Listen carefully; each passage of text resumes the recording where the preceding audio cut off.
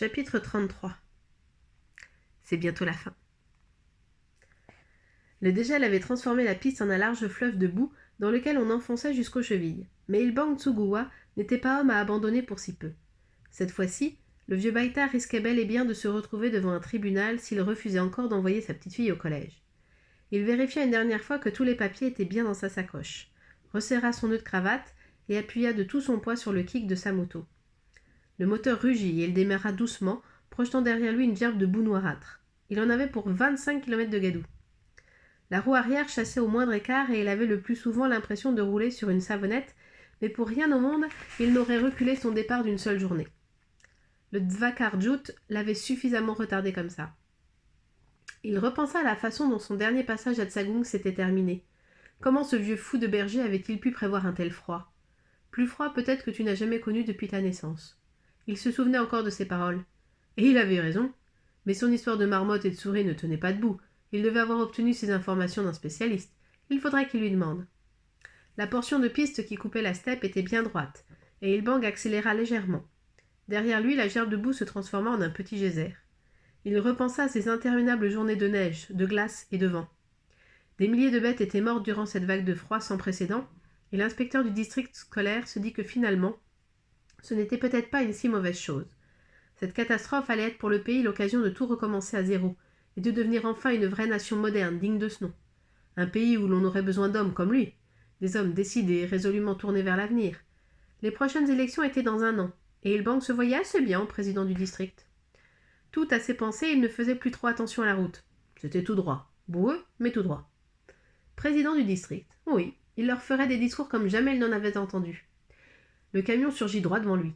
Un énorme camion, une sorte de monstre à 8 essieux qui pourtant se rangea tout de suite du côté droit de la piste pour lui laisser la place. L'espace d'un instant, il crut reconnaître cette gigantesque masse de métal, mais il n'eut pas le temps d'approfondir. Par une sorte de stupide réflexe, il appuya de toutes ses forces sur le frein. Sa roue arrière se bloqua et il sentit la moto déraper. Ensuite, tout se passa très vite. Ilbang Tsuguwa eut vaguement le temps d'apercevoir le conducteur qui discutait avec une fille d'une 12aine d'années. Il tenta de redresser et accéléra brutalement. Le moteur hurla et la moto se coucha aussitôt, dans la boue en entraînant son pilote. Ilbang se releva immédiatement, crotté et boueux de la tête aux pieds. Un petit crachin commençait à tomber. L'un de ses verres de lunettes était fendu. Il n'avait mal nulle part, mais il se sentait complètement sonné, la tête creuse. Là-bas, le camion s'éloignait. Son conducteur n'avait rien vu. De ses gants dégoulinants, il resserra son nœud de cravate et chercha à comprendre ce qui avait bien pu lui arriver. Bizarrement, il ne se rappelait que d'une chose, la marque du camion, un Oural. Il l'aurait juré. Dernier chapitre. Riam posa un doigt sur sa bouche et adressa un clin d'œil à Galshan. Elle entr'ouvrit la porte et s'approcha sur la pointe des pieds.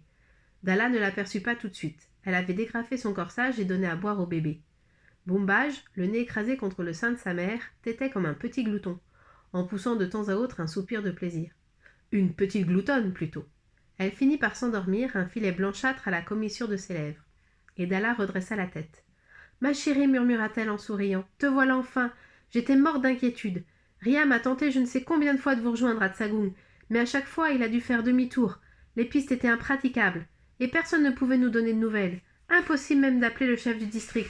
Toutes les lignes de téléphone étaient coupées. Je n'ai pas arrêté une seconde de penser à toi. Vous avez dû vivre des journées terribles. Viens là tout à côté de moi, on va prendre le temps de tout se raconter. » Elle désigna Boumbage qui dormait, pelotonné contre sa poitrine. « Regarde, te voilà une grande sœur maintenant. » Galshan s'assit tout contre sa mère qui lui glissa le bébé entre les bras. Elle se sentait presque une étrangère depuis le petit appartement d'Ikwaturu. Tout était si différent de Tsagung. « Tu la tiens comme ça. Voilà, passe ton bras ici pour lui soutenir la tête. » Galshan n'osait plus bouger. Cette petite chose toute vivante entre ses bras était terriblement intimidante. Boumbage se tortilla un instant, bâilla, fit un minuscule rototo et s'endormit tout contre sa sœur. « Alors ?» demanda Dalla. Mais Galshan n'avait pas envie de parler, pas tout de suite. Elle posa la tête sur l'épaule de sa mère et ferma les yeux. Dalla la serra contre elle. Dans la rue, Aibora jouait avec les autres. Elle aperçut Galshan qui le regardait et lui fit signe de les rejoindre, mais elle secoua la tête. Ce n'était pas très facile de retrouver tous ses copains d'Ikwaturu. Comme si tout ce temps passé si loin d'ici, 151 jours exactement, avait compté Riam, Boumbage était né un peu avant la date prévue, avait fait d'elle une autre fille.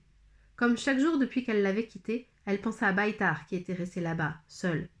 Riam avait bien insisté pour qu'il vienne passer quelque temps ici.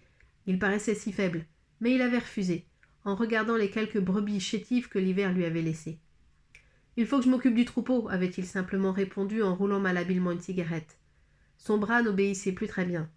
Galshan était parti en lui laissant le vieil homme et la mère. De l'autre côté de la rue, malgré le soleil qui chauffait leurs façades, les immeubles semblaient d'une tristesse infinie. Galshan leva les yeux au-dessus des cheminées de béton. « Coup d'âge !» s'exclama-t-elle si fort que Dalla sursauta. Tout au bout de l'horizon, le petit point noir grossit rapidement, de la taille d'un passereau tout d'abord, puis d'un pigeon. Galshan n'eut que le temps de rabattre sa manche sur son poignet, et l'aigle se laissa glisser doucement jusqu'à elle. Ses serres lui rentraient dans la chair, mais c'est à peine si Galshan les sentit. « Va, seigneur Coudage, va! Tu as toujours été libre. » L'aigle la regarda de son œil doré, et dans un cri prit son essor. Dalla s'approcha en silence. « C'est incroyable, murmura-t-elle. Presque tous les jours j'ai rêvé qu'un aigle comme celui-ci m'apportait de tes nouvelles. » Galshan hocha la tête. Ce n'est qu'à ce moment qu'elle aperçut le petit filet de sang que les serres de Coudage avaient laissé sur son bras. Fin de 153 jours en hiver. Et quand le confinement sera terminé et que nous pourrons aller à la bibliothèque ou dans les librairies, il y a Le col des 1000 larmes, qui est un autre livre de Xavier Laurent Petit, qui raconte aussi des aventures de Galshan, et il se passe après 153 jours en hiver.